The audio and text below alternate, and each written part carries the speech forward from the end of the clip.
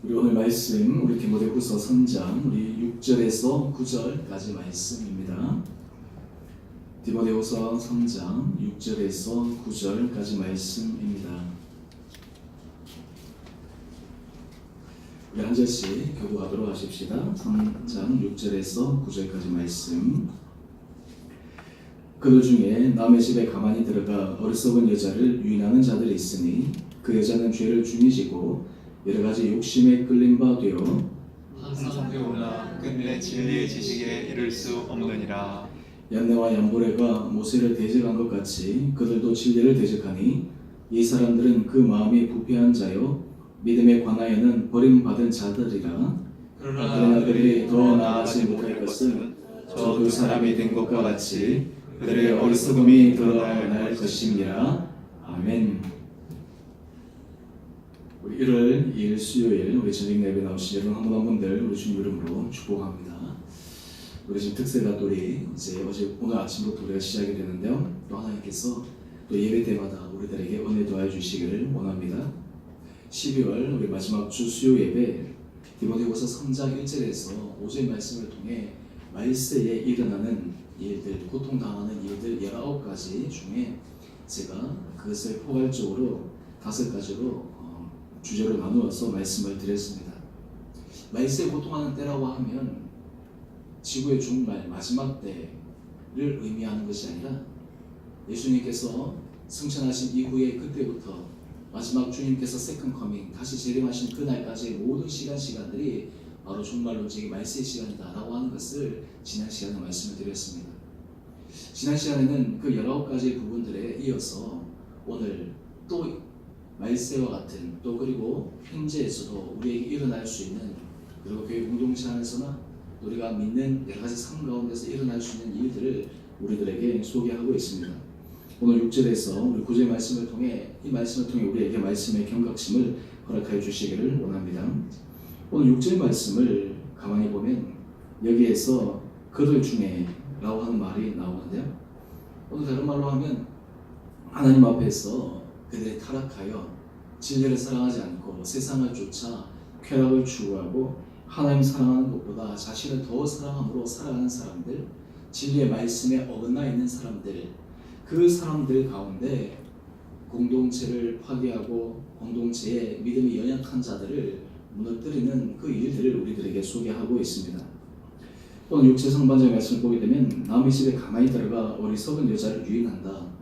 오늘 이것은 어떤 의미에서 성적인 부분에서 유인하는 부분이 아니라 진리의 말씀 가운데서 사람의 마음을 혼미케 하고, 요즘 우리로 얘기하면 이단들이 믿는 사람들, 특히 믿음이 연약한 자들에게 찾아가서 이렇게 저렇게 질문하고 얘기해가지고 사람의 마음을 흐트러뜨려 버리잖아요. 성경을 아십니까? 이러면서 자기가 갖고 있는 성경의 체계들을 가지고 믿음이 연약한 사람들에게 질문하고 해가지고 정말 참된 진리와 참된 구원은 우리에게 있습니다 하면서 사람들을 이렇게 데려가는 그런 일들이 우리 현재 가운데도 종종 있는데, 이것은 비단 현재만 일어나는 것이 아니라 당시 초대교회 안에서도 이런 일들이 일어났다라고 합니다. 오늘 여기서 유인하다라고 하는 이 말을 가만히 보면 이 헬라어로 아이크 말로티오라고 하는 동사 단어를 사용하고 있는데, 이 유인하다라고 하는 이 원래 의미는 어떤 의미냐면 사로잡아 가다, 포로로 끌고 가다라고 하는 거예요. 다른 말로 하면 사람들의 생각과 사람들의 마음의 신념과 심지어는 믿음 체계조차도 완전히 바꾸어가지고 자기가 알고 있고 자기가 믿고 있던 그것들이 부정이 되고 잘못된 진리, 잘못된 거짓 증언에 의해서 완전히 넘어가는 그런 것을 이 유인하다라고 이야기를 합니다. 여러분, 우리가 인생을 살아갈 때 우리는 신앙생활 가운데서 끊임없이 우리에게 믿음의 도전이 일어나는 것은 날마다 진리의 말씀 가운데 우리가 서야 된다, 날마다 하나님의 음성 앞에 우리가 서야 된다라고 하는 것은 우리가 이 세상에서는 수많은 소리들이 우리에게 들리기 때문입니다.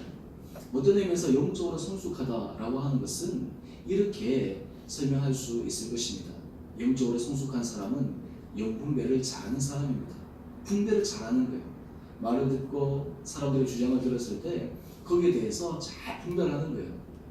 사탄도 그들이 광명의 천사로 변장해서 사람들에게 얘기하고 사람들을 속이기도 하는데, 하나님 앞에서 진리 안에 영적으로 성숙한 사람들은 그런 것들을 다 판별하고 구별할 수 있는 그런 진리들이 들어가지 않습니까?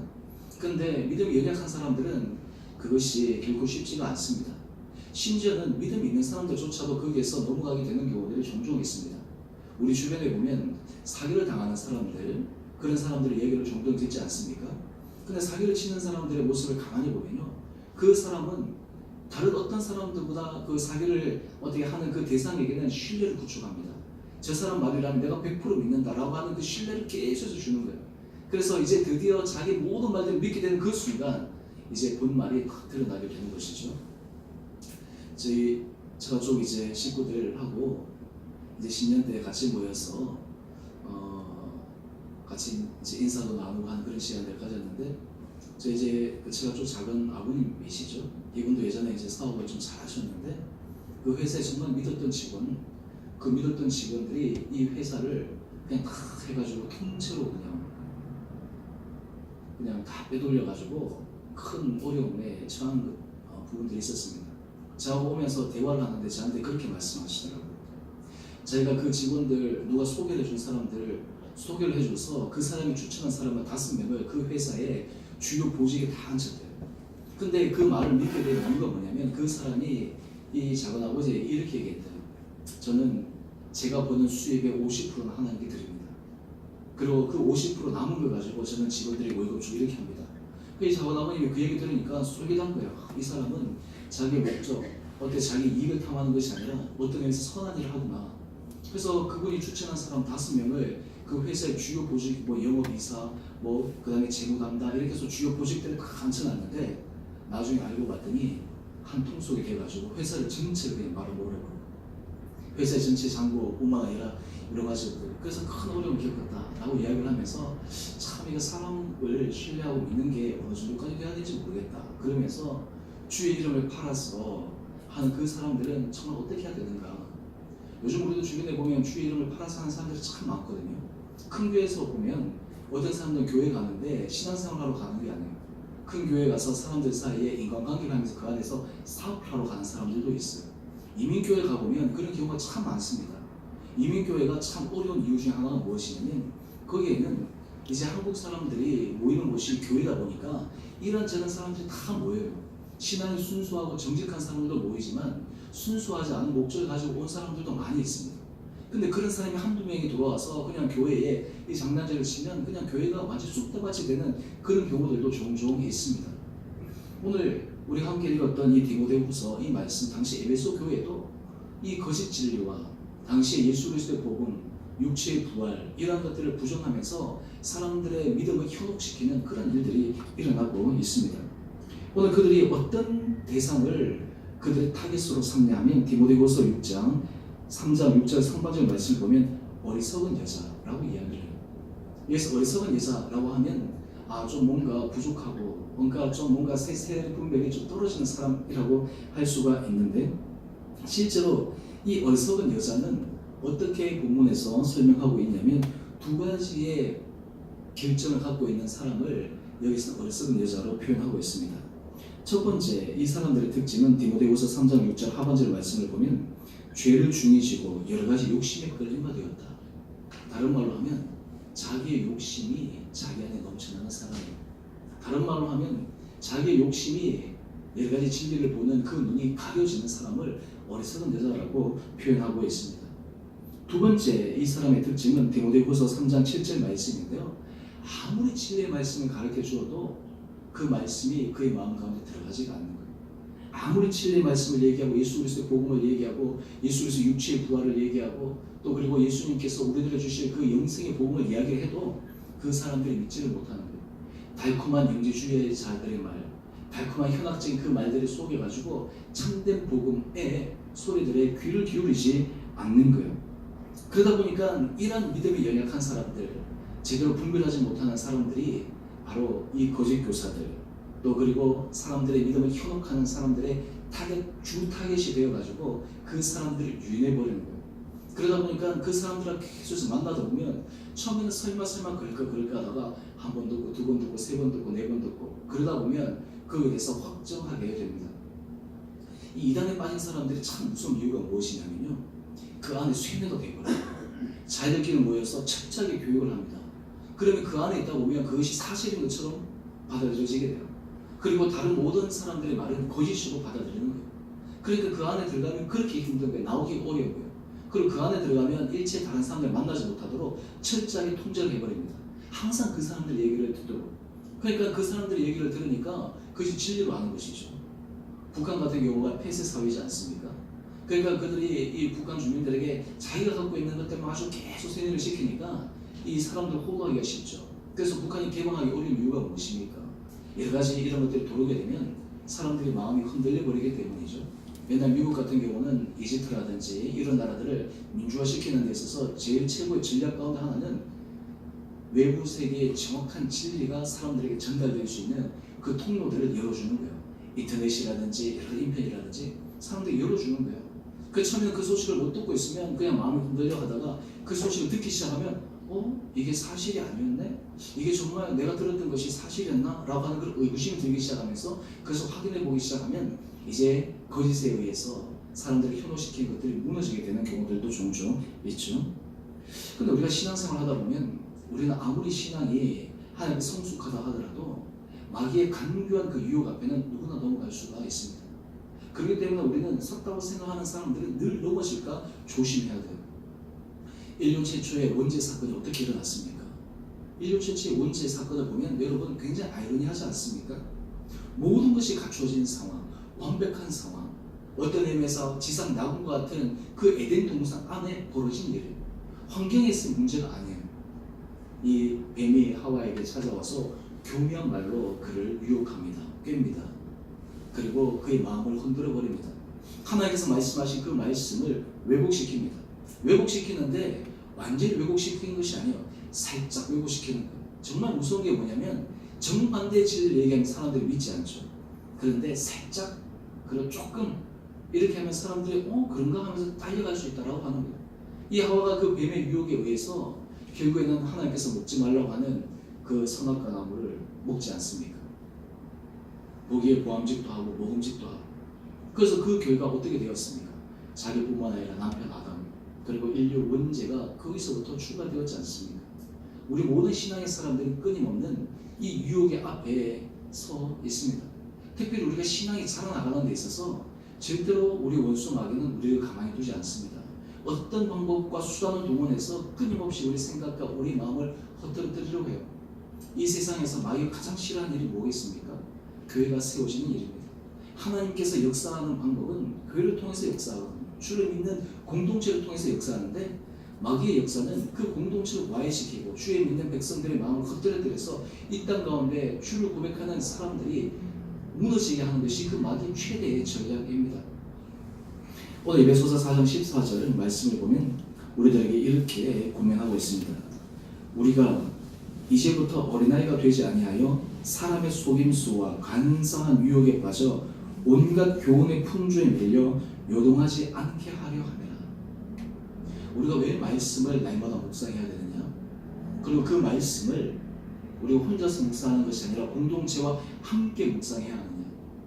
또 우리가 신앙생활을 할 때 왜 믿음이 성숙하고 신뢰할 만한 사람들과 함께 우리가 신앙생활을 해야 되느냐?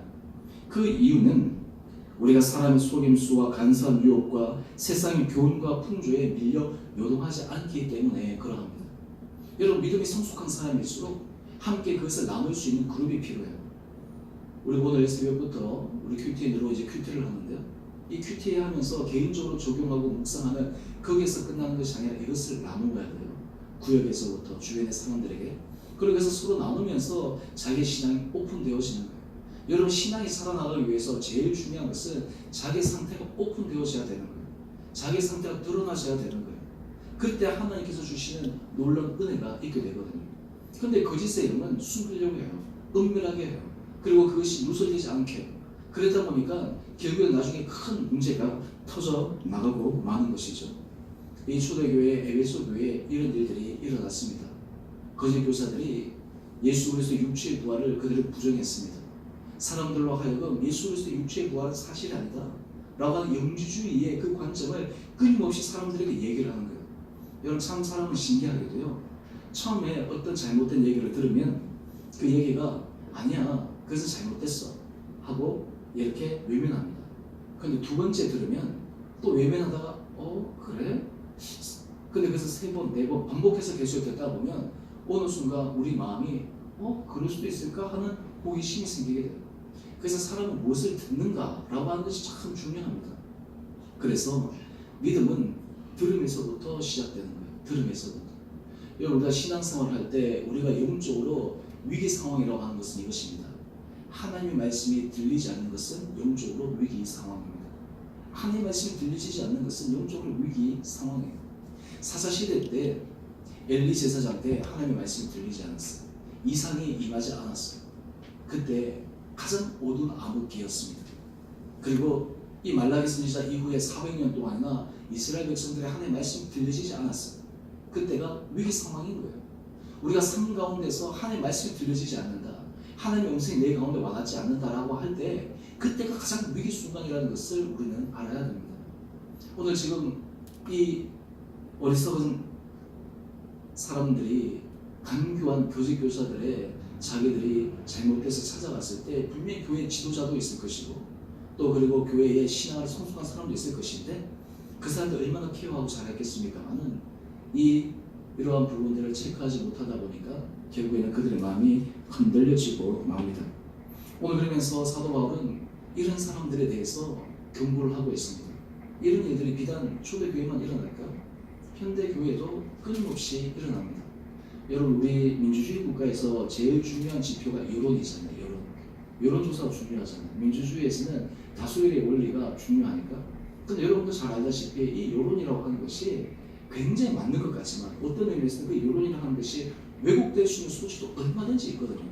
질문에 따라서 달라져요. 그 여론조사하는 사람들을 보면 질문을 어떻게 하느냐, 그리고 어떤 것들을 가지고 질문하느냐에 따라서 답이 전혀 달라져요. 보통 사람들이 보면 전혀 캐치하지 못해요.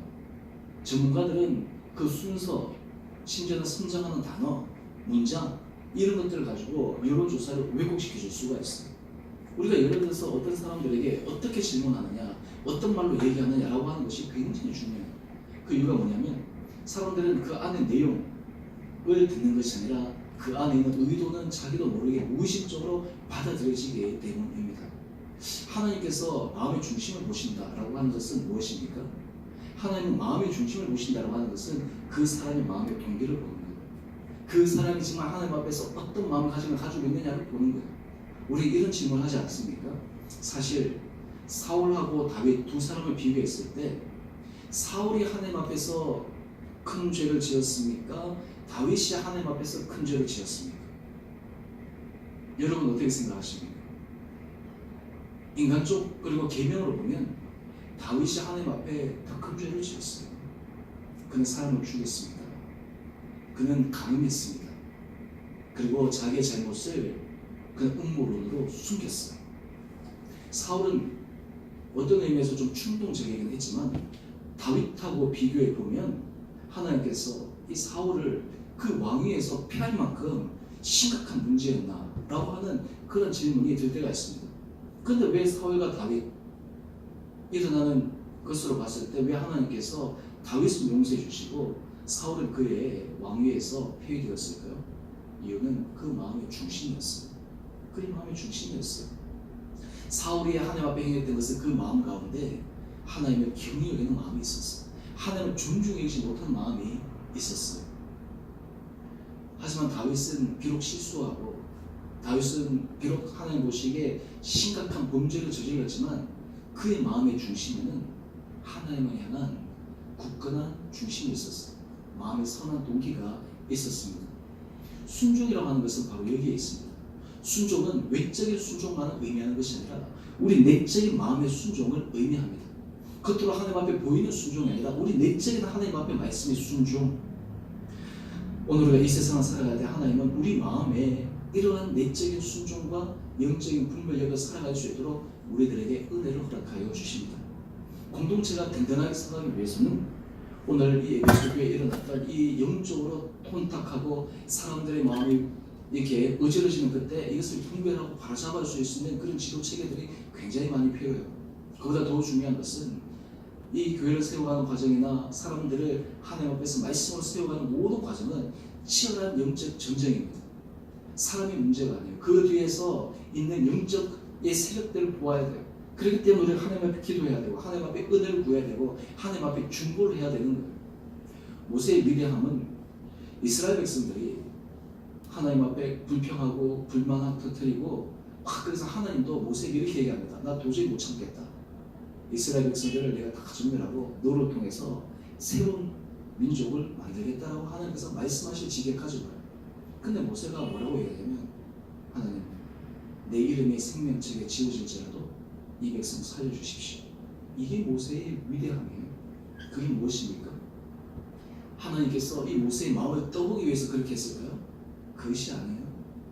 하나님께서는 이 모세의 중심을 아셨던 거예요.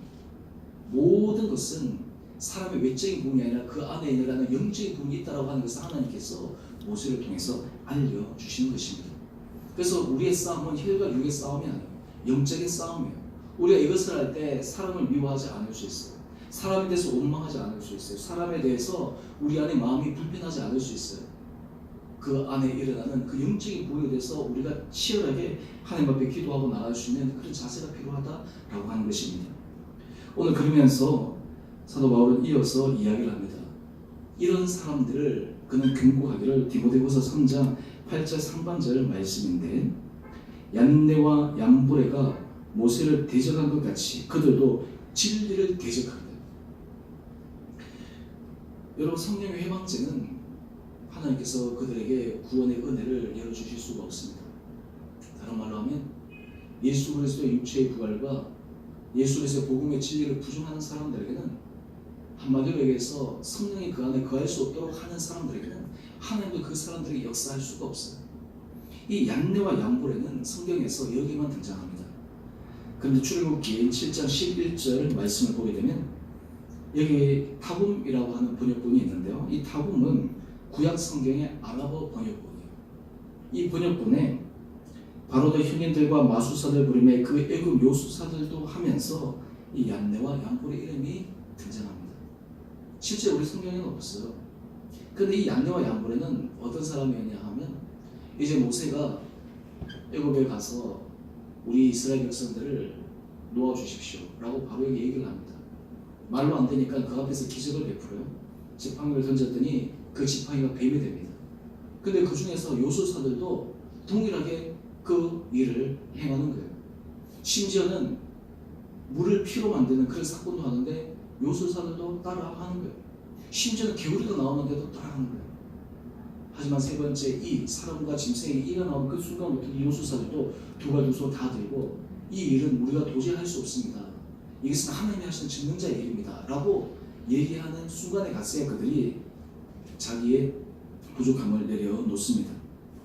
오늘 이러한 사람들의 가장 근본적인 부분은요, 진리의 말씀에 대적하는 거예요. 진리의 말씀에 거역하는 거예요. 오늘 그렇기 때문에 이 교회가 세워진 모든 과정에서 보면 하나님의 말씀을 세워가는 사람과 그게 대적하는 사람들이 곳곳에 등장합니다. 사도 바울이 복음 전도를 하는 그 과정 속에서 그가 핍박받는 과정을 보면 어떤 사람들이 핍박한 줄 아세요? 예수 그리스도를 모르는 사람들, 그리고 하나님에 대해서 모르는 사람들이 핍박한 것이 아니에요. 어떤 사람들이 핍박을 하냐면 오히려 잘 아는 사람들이 핍박을 해요. 유대교에 대해서, 말씀에 대해서 자기 스스로가 정통하다고 생각하는 사람들이 따라다니면서 그 복음 증거되는데 회방하는 사람들이었다라고 하는 거예요. 오늘 심지어 이런 사람들이 있으면 어떤 결과가 일어나냐면 디모데후서 2장 17절 상반절 말씀을 보면 그들의 말은 악성 종양에 퍼져나간 것 같아요. 악성 종양에 퍼져나간 것 같아요. 여러분 잘못된 말 이런 것들이 사람들에게 컨테이저스에 전염성이 강해지고 퍼져나가는 거예요. 여러분 사람 참 신기하게도요. 좋은 말은 잘 퍼져가지 않아요. 좋은 말들은 사람들이 잘 얘기하지 않아요. 어떤 말은 잘 퍼져가냐면 안 좋은 말은 순식간에 퍼져가요. 안 좋은 말은 그냥 쫙쫙 퍼져갑니다. 왜냐하면 사람들이 그런 말 하는 것이 좋아하기 때문에. 우리가 사실 그런 모습을 보면 우리 사람들이 근본적으로 악하다. 근본적으로 우리가 하나님 앞에 죄인이다라고 하는 것을 고백하는 거예요. 제가 오늘 특세 때 우리가 큐팅을 할 때 중요한 이 말씀을 보는 관점은 구속사적인 관점이라고 말씀드리지 않았습니까? 제가 앞으로도 이 말씀에 대해서 말씀을 드릴 텐데 구속사라는 것은 첫 번째 나이가 죄인이라는 것을 인정하는 데서부터 출발하는 것이 구속사적인 관점. 그럼 구속사적인 관점의 목표와 목적은 무엇입니까? 하나님께서 나를 구원하신 그 구원의 은혜를 바라보는 거예요. 내가 사람들을 바라볼 때 하나님께서 나를 통해서 어떻게 이 구원의 역사를 이루어갈 수 있을까? 내 가정에서나 내가 만나는 사람들에게 나를 통해서 하나님께서 어떤 구원의 역사를 이루어가실까? 때로 내가 핍박받고 때로 내가 어렵지만 그 가운데서 나를 통해서 그 한 영혼이 주님 앞에 돌아올 수 있다면 내가 그 길을 걸어가는 것이 이 구속사적인 관점의 중요한 핵심 포인트입니다. 오늘 이러한 대적하는 사람들은요 악성 종양처럼 퍼져나가요. 그 다음에 디모데후서 3장 13절 말씀을 보게 되면요 이러한 사람들은 더욱 악하여지고 속이기도 하고 속기도 한다. 참 재밌죠. 여러분 남을 잘 속이는 사람은 자기도 남한테 잘 속아요. 이 거짓에 서 있는 사람들은 자기가 더한 사람을 많은 거예요. 뛰는 사람 위에 나은 사람이 있다고요? 그 사람도 만나는 거예요. 참 신기하죠. 우리 야곱을 잘 알지 않습니까? 야곱이 얼마나 속이는 자였어요? 그의 형을 속이고 그의 아버지를 속였어요. 근데 야곱이 누구를 만났어요? 자기의 강적, 자기보다 더 강직 라반을 만났어요. 자기는 형하고 아버지 속이는 잠깐 속였는데 라반을 만나서 몇 년을 속임 당한 거예요? 네? 20년 속임 당한 거죠. 20년. 네. 그 자기는 나이라고 결혼하고 싶은데 싹 속여가지고 언니를 주고 그로 하려고 그러면 더 봉사해라 그래가지고 그때부터 속임 당하고 심지어는 나중에 자기가 받아야 할 그런 분복을 받는 데까지 무려 20년 동안. 이게 이 야곱이 20년 동안 그 속이는 자가 자기가 그 속이는 자를 만나서 하나님께서 연단시키는 거예요. 참 우리가 하나님 앞에서 철저히 깨지고 철저히 우리가 빨리빨리 회개해야 되는 이유가 뭐냐면 하나님 우리를 훈련시키실 때 내보다 더 강자를 만나게 하셔가지고 내가 도저히 손을 두 손 두 발 들 수밖에 없도록 하나님께서 만드신다라고 하는 거예요. 오늘 이런 사람들은 악하여져서 자기가 쏟고 자기도 속임을 당하는 거예요. 오늘 이러한 부분들이 공동체 안에서 일어나게 되면 참 하나님 보시기에 안타까울 뿐만 아니라 그런 일에 쓰임을 받는 사람이 얼마나 안타까워요. 이 역사 가운데서 가장 불행한 사람 가운데 하나를 뽑으라면 빌라도일 것입니다. 우리 이제 신년 예배 때부터 우리 사도신경을 함께 고백할 텐데요. 이 빌라도가 그 예수님을 마지막 재판하는 가운데 자기가 한 번 잘못 판단해가지고 2000년 동안 사도신경에 온 교회가 고백할 때마다 빌라도 이름을 얘기해요. 이것처럼 수치스러운 이름이 없어요. 성경에 다른 인물도 있지만 이 빌라도는 2000년 동안 생각해보세요. 지금까지 공동체 고백할 때마다 빌라도 이름을 얘기한대요. 자기가 이걸 안다 그러면 어떻게 했겠어요? 참 얼마나 그의 인생이 괴롭겠습니까? 아마 이런 것들을 보면서 얼마나 땀을 치면서 후회했겠어요. 여러분 사람이 하나님 앞에서 진리에 대적하고 속이는 자로 있게 되면 결국에는 그 수치가 자기들에게 다 돌아갈 수밖에 없다라고 하는 것입니다. 그러면서 오늘 사도 바울은 이 사람들에 대해서 이렇게 분명하게 경고하고 있습니다. 이 사람들은 그 마음이 부패한 자요 믿음의 관하에는 버림받은 자들이라. 사도 바울이 정말 단호하죠. 여러분 사도 바울이 고린도전서 말씀, 고린도 교회 말씀을 쓸 때 우리가 잘 아는 고린도전서 13장 3장을 쓰지 않았습니까? 이 사도 바울이 그 사랑의 원리를 모르는 것이 아니에요. 너무나 잘 알아요. 그럼에도 불구하고 이 진리에 대적하는 자들에 대해서는 확고하게 얘기합니다. 그들은 마음이 부패한 사람이다. 그러면서 믿음의 관하에는 버림받은 자들이다. 얼마나 무서운 말이에요. 오늘 지금 이러한 경고들을 통해서 이 사도 바울은 다시 돌아오기를 그들에게 권면하고 있다라고 하는 것이죠. 그러면서 이렇게 얘기합니다. 디모데후서 3장 9절 말씀입니다. 그러나 그들이 더 나가지 못할 것은 저 두 사람이 된 것과 같이 그들의 어리석음이 드러날 것입니다. 얀네와 얀브레를 얘기하는 것이죠. 결국에는 그의 어리석음이 막 드러나는 거예요. 거짓 주장과 거짓 그러한 증거들은 순간한 사람들을 속일 수 있고 순간한 사람들의 마음을 미혹할 수 있지만 결국에는 그 거짓이 다 드러나는 거예요. 영주주의자들 주장이 처음에 사람의 마음을 이렇게 흔들고 사람의 마음을 이렇게 했지만 지나고 나면 그것이 잘못됐다라고 하는 것이 명확하게 드러나게 된다라고 하는 것입니다.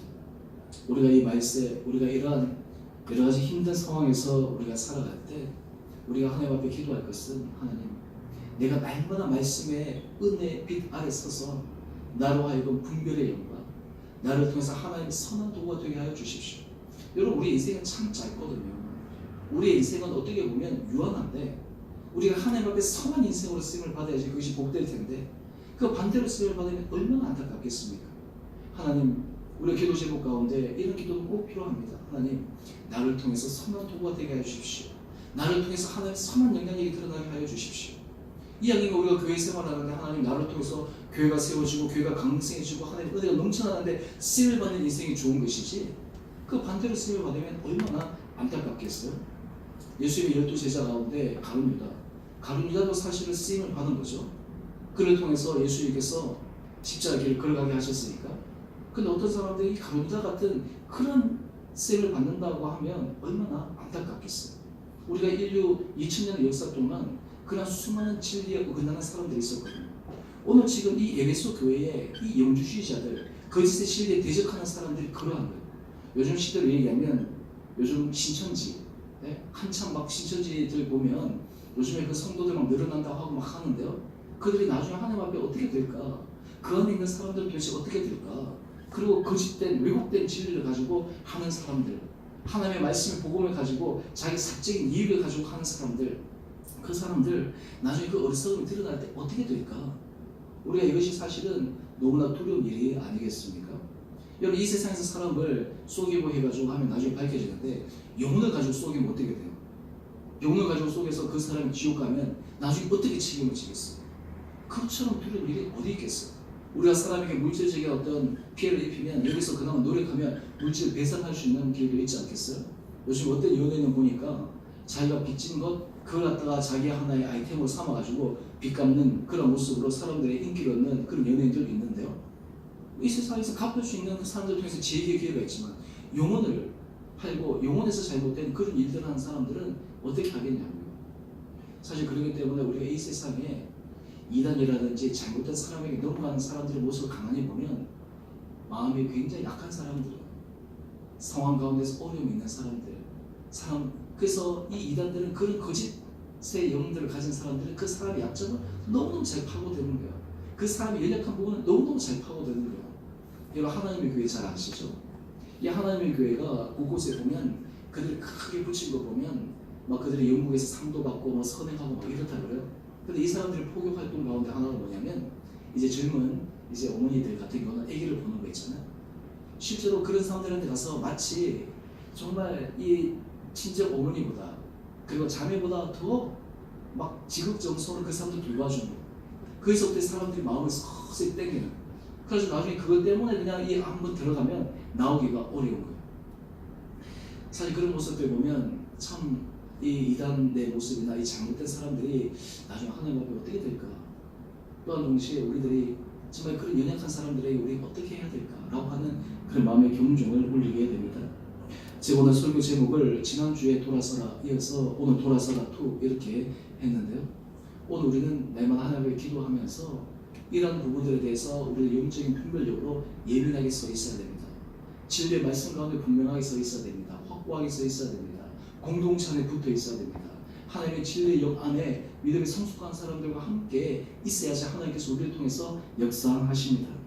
오늘 바라기는 저와 여러분 가운데 하나님 주신 영적인 분별과 믿음의 굳건한 진리의 터 아래 서서 우리를 통해서 하나님께서 선한 역사를 이루어가는 쓰임 받을 수 있는 우리 한 분 한 분들 되시기를 주님의 이름으로 축원드립니다. 우리 함께